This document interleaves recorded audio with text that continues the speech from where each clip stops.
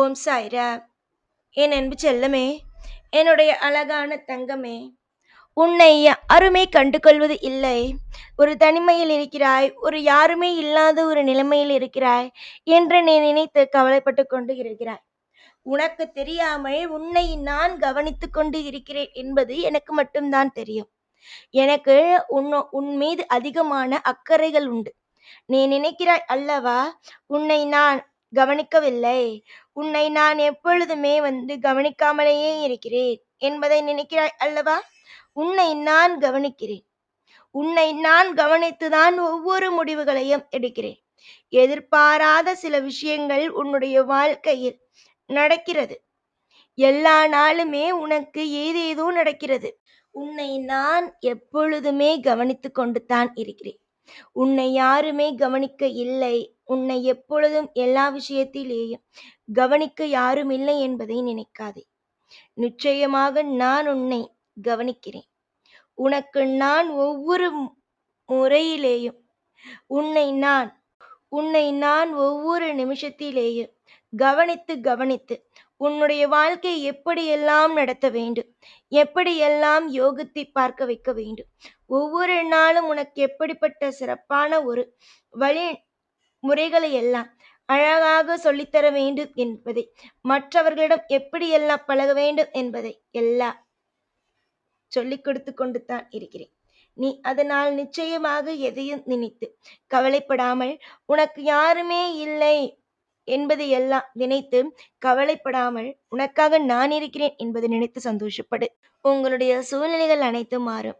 உங்களுடைய வாழ்க்கையில் இருக்கும் அத்தனை விதங்களும் அழகாக இருக்கும். நீங்கள் நினைப்பது ஒவ்வொன்றும் நடக்கும்.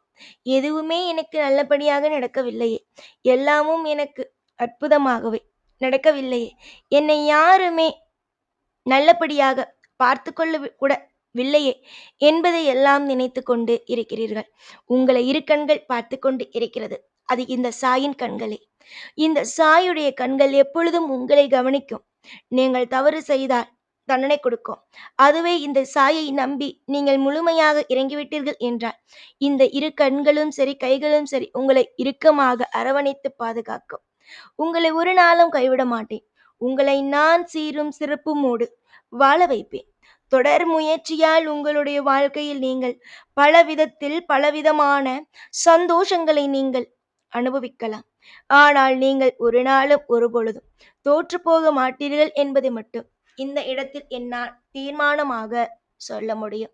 நிறைய வலிகளும் வேதனைகளும் பாரங்களும் உங்களுடைய வாழ்க்கையில் இருக்கிறது. இந்த வலிகள், பாரங்கள், வேதனைகள் எல்லாவற்றையும் நான் கொஞ்சம் கொஞ்சமாக சரி செய்வேன்.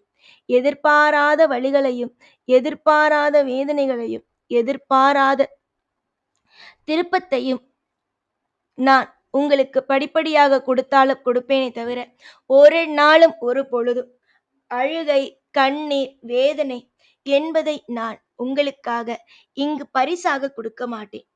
இதுவரைக்கும் கொடுத்தீர்களே, அதற்கான காரணங்கள் யாது என்று கேட்கலாம். அது உன் கர்மவினை குறைப்பதற்காகவும், உன் கர்மவினை எடுத்து என் பாதத்தில் உன்னை உட்கார வைப்பதற்காகவும் தான். அதாவது மனிதர்கள் நல்லவர்கள், மனிதர்கள் நல்லவர்கள் என்பதை தான் நீ உரைத்தாய். இப்பொழுதுதானே தெரிகிறது உனக்கு மனிதர்கள் எவ்வளவு கோரமானவர்கள், எவ்வளவு கோபத்தை மனதுக்குள் வைத்துக் கொண்டு உன்னிடம் பழகுகிறார்கள் என்பது. இன்னும் நீ புரிந்து கொள்ள வேண்டியது நிறைய இருக்கிறது. ஆனால் நான் நல்லது செய்கிறேன். நீ தனிமையில் இருக்கிறாய், உனக்கு யாரும் இல்லை, நீ ஒரு யாருமே இல்லாமல் வாழும் ஒரு பிள்ளை என்பதை நினைக்காமல், உனக்கு என்றும் ஒவ்வொரு பொழுதுகளிலேயும் உங்களுக்கான தோல்விகள் இருந்தது. அந்த தோல்விகளை எல்லாம் பாடமாக எடுத்துக்கொண்டு உங்களுக்கான நன்மைகளும் நடக்கத்தான் போகிறது. வெறுப்புகளை விட்டுவிட்டு சந்தோஷமான ஒரு அழகான விஷயத்திற்குள் வாருங்கள். நீங்கள் என்ன எதிர்நோக்கி என்னிடம் வந்து நின்றாலும் அதற்கான கேள்விகளுக்கான பதில்களையும், அதற்கான கேள்விகளுக்கான அத்தனை விஷயங்களையும் நானே தருவேன். ஒரு குடும்பத்தில் அம்மா, அப்பா மற்றும் உறவுகள் இருக்கிறார்கள். அவர்களிடம் ஒரு கேள்வி கேட்கிறாய். அவர்களுக்கு தகுந்தது போல ஒவ்வொரு கேள்விகளுக்கும் பதில் கூறுவார்கள்.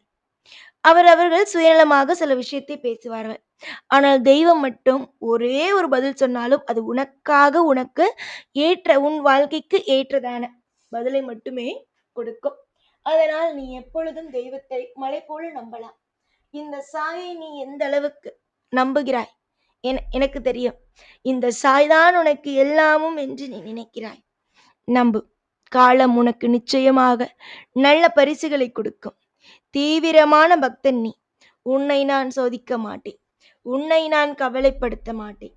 எதிர்பார்த்தது நடக்கவில்லை என்பதற்காக மன உளைச்சலில் மட்டும் ஆளாகி விடாதே.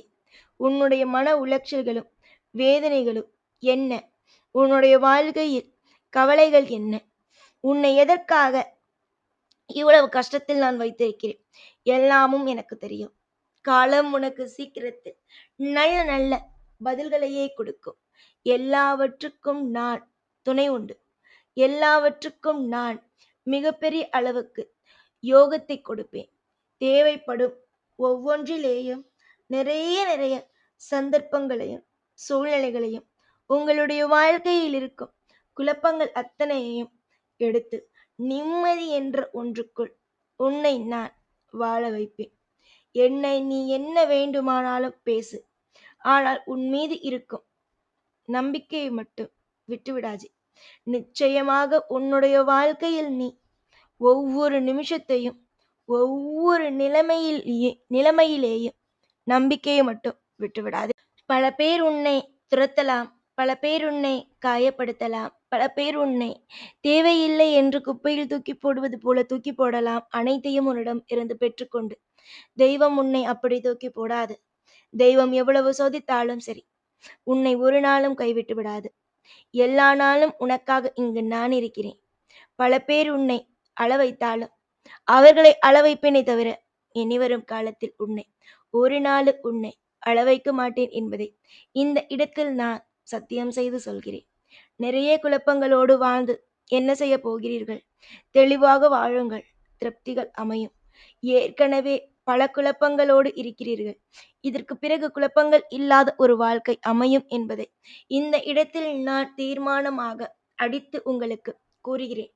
அலட்சியங்கள் ஒரு மனிதனை ஆபத்தாக்கும். நீ எப்பொழுதும் அலட்சியமாக இருக்காதே. நான் சொல்வது என்னுடைய கைகள் உன்னை இறுக்கமாக பிடித்திருக்கிறது என்பதை அதை மட்டும் மறந்து விடாதே. என்னுடைய சிரித்த முகத்தை பார். நிச்சயமாக இந்த சிரித்த முகம் உன்னை அள வைப்பதற்காக அல்ல, உன்னையும் சேர்ந்து சிரிக்க வைப்பதற்காக மட்டும்தான். அழுது அழுது நீ என்ன சாதிக்கப் போகிறாய்? சிரித்து, மற்றவர்களுக்கு நேராக சிரித்து, உன்னுடைய மனதில் எந்த விதமான கவலைகளும் இல்லை என்பதை வெளியில் காட்டு. நீ ஒன்றும் இந்த உலகத்தில் தவறு செய்யவில்லை. மற்றவன் மட்டும் சரியான விஷயத்தை செய்து பிறக்கவும் இல்லை. கர்மவினை செய்தவன் மட்டுமே இங்கு பிறக்கிறான். உன் வாழ்க்கையில் நீ தெளிவோடு இருக்கிறாய். இனி எவ்விதத்திலேயும் உன்னை நான் கண்ணீர் சிந்த விடமாட்டேன்.